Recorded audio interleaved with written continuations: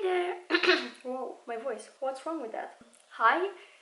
I have not filmed in a week and I missed doing makeup on camera, I guess. Because I did apply makeup these days, but I didn't actually film.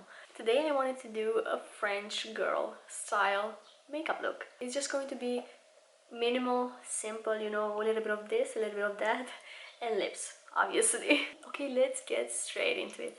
I'm going to go straight into foundation. I do have my skincare base on and my sunscreen, so it's making my skin pretty glowy, which I love. I actually want to use a skin tint today because I want everything to be soft and subtle and just, you know, like your skin but better. I'm going to use the Kind and Free skin tint by Rimmel. This is amazing if you're looking for that dewy, natural look, but I usually can make this shade work, but I feel like not today because I have an open cut here. Is that how it's called? Whatever, I do have my chest visible. This is tiny bit too dark for me. I wish I had my shade so I didn't have to mix it, but I'm going to mix in a little bit of this Makeup Forever Ultra HD Perfector in the shade 2. I feel like I'm getting paler and paler. I wasn't as pale in winter as I am in spring, which is weird for me. It's maybe because I went to Greece in September and during winter I think I still had the tan, which right now is completely gone. So this is the little mix that I did. I'm just going to mix them on my hand. I'm going to apply that on my skin. I don't want a lot of it. I just want my skin to be a little bit evened out.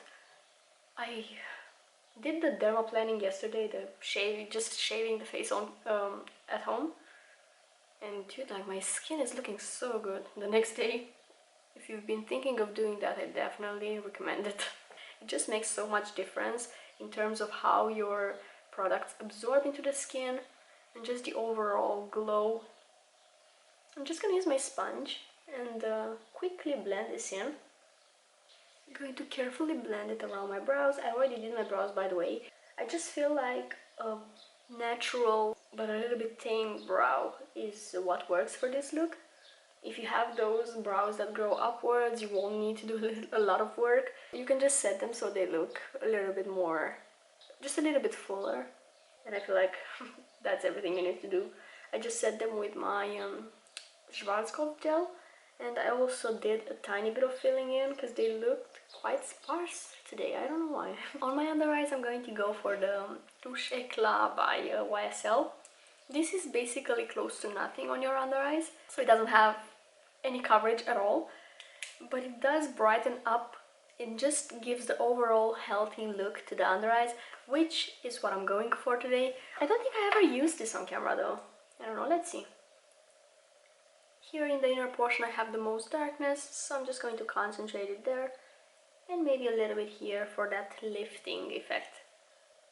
With this kind of a formula, I feel like it's best to use your fingers when you want to blend it. Just because it's so thin and liquidy that the sponge might just absorb it all. So I'm just going to do like little taps.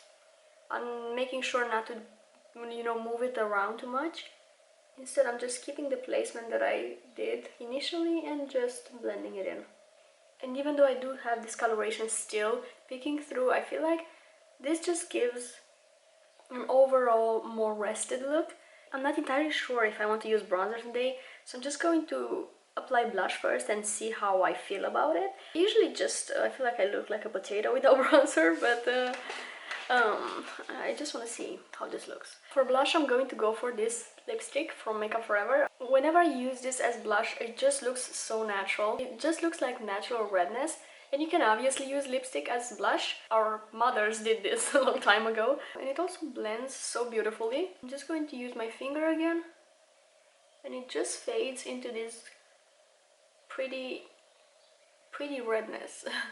You can see kind of like a side-by-side comparison. It just got a little bit patchy here for me. So I'm just going to go for a little bit more. I think I will apply just a tiny bit of bronzer as well. Before moving on to the bronzer, do I want to? I feel like I'm just going to like wipe my brush really hard and just go for a little bit of warmth, but the tiniest bit of it. I wish I had like a good cream bronzer for this. Most of them are a little bit too noticeable for me. Anyways, I'm just going to prime my lids just so it has a little bit of time to sit. and dry. The eyeshadow, almost inexistent, but I still want it to last the entire day, so that's why I'm priming.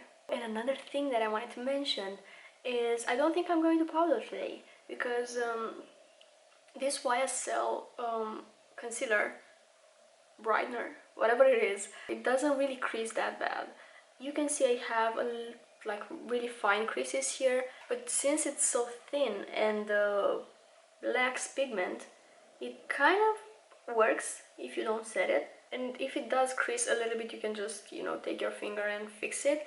Even though it might crease throughout the day, it's not going to be that noticeable. It's going to be like really, really fine. Only on this side I have a little bit of creasing, but it's almost nothing. And when I'm going to apply eyeshadow, there is basically going to blend into the eyeshadow. Let me see how I can do the tiniest bit of bronzer that I ever applied in my life.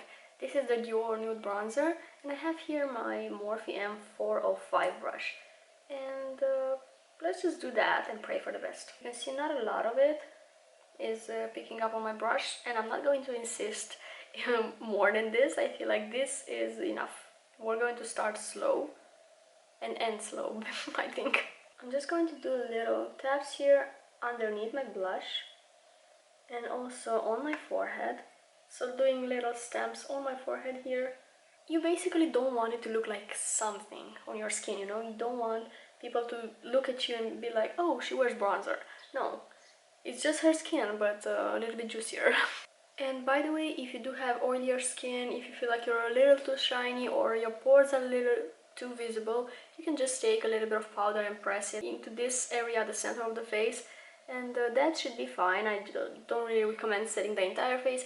You can do that if you're like used to it, or I don't know, you have like really oily skin, but I would go on top of it with a hydrating setting spray, so you know, it take away some of that powderiness. That is my skin for today. I'm not going to apply highlighter because with this dewy combination I feel like my skin glows enough, and again, you don't want anything that looks like way too makeup-y for the skin makeup. So I'm just going to jump straight into eyes.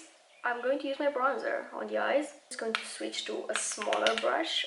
This is a Sigma E25.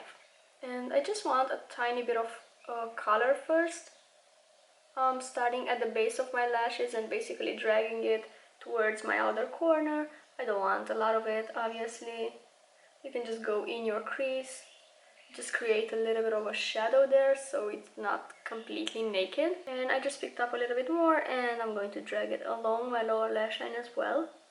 For a French style look, I could leave everything like this and just apply mascara, but I do want to do a very subtle wing liner. It's pretty easy to overdo things when you're doing a wing liner, but I'm going to use eyeshadows just so I achieve a slightly softer look. And I'm just going to use my Dior 5 colors palette. I think this one is called Soft Cashmere. I'm going to go for this darkest brown, but I'm going to be really careful, just going to apply it at the base of my lashes in my outer corner. You don't want a very visible wing, you just want something to shape your eyes without looking like it's there. Well, let me demonstrate. I'm going to grab an angle brush. This is a small angle brush from Makeup Addiction Cosmetics. I hope I won't fail this because with my round eye shape, it's pretty easy for me to overdo the liner, but I'm going to try my best. So I'm just going to stamp it here in my outer corner at the base of my lashes. And I can't even call this wing liner. I think I'm going to leave it like this, a little bit of a shadow in my outer corner. And slightly dragging it up. Yeah, I think like that is enough for me. I can now finish off the eyes. I'm going to apply just mascara. I'm going to curl my lashes first with my lash curler. Again, I don't want to overdo things, even with the mascara. I'm just going to apply one coat, even though I usually go for 2 coats. And I'm going to go for my Pure Volume by Catrice. I'm gonna start at the base of my lashes. I just want a little bit of length. I don't want my lashes to be way too loaded with mascara, but I'm using the waterproof version just so it keeps them curled.